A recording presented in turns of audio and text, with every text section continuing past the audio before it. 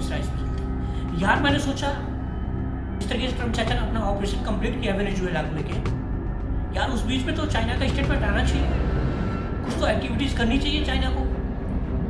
क्योंकि ड्रैगन चाचा बार बार ताइवान को लेके बोलते हैं ना कि ताइवान हमारा है और रहेगा, हमें एक होने से कोई रोक नहीं सकता। करते बीच बीच में युद्ध अभ्यास भी करते रहते हैं। अभी 2 दिन पहले की बात है कि 10 घंटे लाइव फायरिंग ड्रिल उन्होंने किया ताइवान को लेके, ताइवान पर, और उसके बाद ट्रम्प चाचा इधर वेनेजुएला पर अटैक कर देते हैं। का ऑपरेशन किया, वहाँ के राष्ट्रपति मादुरो को और उनकी वाइफ को वहाँ की सेना घसीट के बाहर निकाली और समुद्री मार्ग से अमेरिका लेके चली गई। यार जिस तरीके से उन्होंने किया ना, ये दुनिया एक बार फिर दहल उठी। यार ट्रम्प ने क्या कर दिया 21वीं सदी में, जिस तरीके से दुनिया एक दूसरे के ऊपर डिपेंड है, उसके बाद कर रहा अमेरिका जो चाह रहा वो कर रहा है। और वहाँ से आई ऑलरेडी एक्टिव हो चुकी थी। तभी तो 30 मिनट में यार किसी कंट्री में जाके ऑपरेशन करके वहाँ के मुखिया को खींच चलाना, बहुत बड़ा काम उन्होंने किया है। लेकिन वेनेजुएला को अगर देखा जाए तो वेनेजुएला के लिए बहुत शर्म की बात है। जैसे अमेरिका की फोर्सेस मादुरो को बाहर लेके आती है और अमेरिका लेके चली आती है, इमीडिएटली मारिया कोरिना का एक मैसेज आता है, एक स्टेटमेंट वो देती है, आज़ादी का टाइम आ गया और हम सत्ता संभालने के लिए तैयार हैं। यार ये स्टेटमेंट बहुत शौक में डाल देता है। यार जिस व्यक्ति का घर जल रहा हो और उसी के देश के लोग सत्ता संभालने की बात करते हैं, ये तो उस देश के लोगों को डूब मरना चाहिए। इस कंडीशन में तो उस अपने देश के साथ होना चाहिए कि जो अमेरिका ने किया वो गलत किया, नहीं करना चाहिए था अमेरिका को। मारिया कोरिना के साथ कभी भी ऐसा हो सकता है अगर ट्रम्प के अकॉर्डिंग नहीं चलती तो।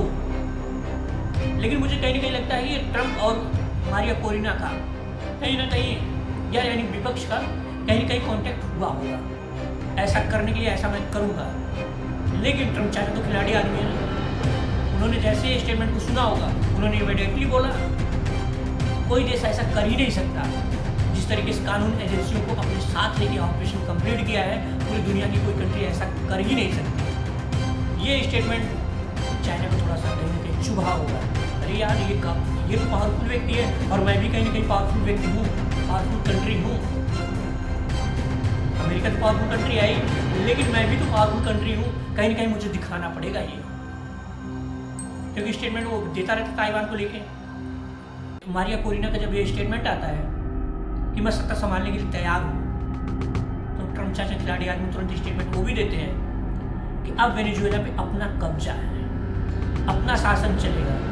यानी उन्होंने बोला कि जब तक कोई विश्वसनीय लीडर्स नहीं मिलता है तब तक सुनिश्चित नहीं किया जाएगा और शासन हमारा रहेगा। जिस तरीके से मादुरो को लेके ट्रक्स का स्टेटमेंट उन्होंने ट्रम्प चाचा ने दिया, जो ब्लेम लगाया ना, वो तो कहीं ना कहीं छोटा ब्लेम है, उसके पीछे बहुत बड़ा गेम है। वहाँ का तेल, वेनेजुएला में बहुत तगड़ा ऑयल का भंडार है, दुनिया का सबसे बड़ा भंडार है ऑयल का। लेकिन क्या है कि वो तेल बहुत भारी और चिपचिपा ज़्यादा है, उसे निकालने के लिए सिर्फ अमेरिका के पास टेक्नोलॉजी है, अमेरिकी कंपनी ही उसे निकाल सकती है, अदरवाइज कोई दूसरी कंट्री की कोई कंपनी निकाल नहीं सकती। वो टेक्नोलॉजी सिर्फ अमेरिका के पास है और अमेरिका कहीं ना कहीं उसके तेल के पीछे पड़ा हुआ है। वो बार बार इस चीज़ को कहता था, प्रीवियस टाइम में कहता था, वेनेजुएला को लेकर स्टेटमेंट बार बार देता था, लेकिन उसने जो खेल खेला है, जो गेम किया है, 30 मिनट का ऑपरेशन किया है, उस बीच में जो स्टेटमेंट ट्रम्प चाचा ने दिया है कि दुनिया की कोई ताकत ऐसी कर ही नहीं सकती, दुनिया की कोई ऐसी कंट्री कर ही नहीं सकती।